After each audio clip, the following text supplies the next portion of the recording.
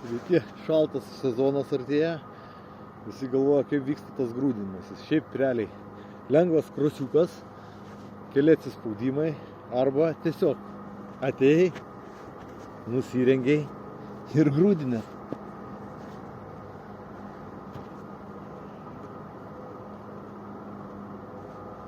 Pas mane dažniausiai vyksta apšilimas paprastas. Kol važiuoji iki vietos, užsijungi šiltą orą ir turbūt gana.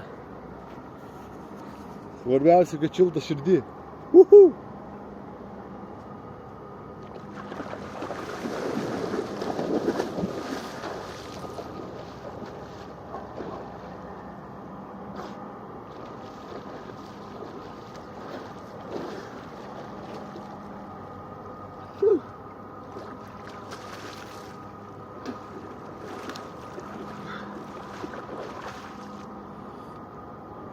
Pats geriausias grūdinimas ekspromtu. Sugalvojai, padarei. Geros dienos.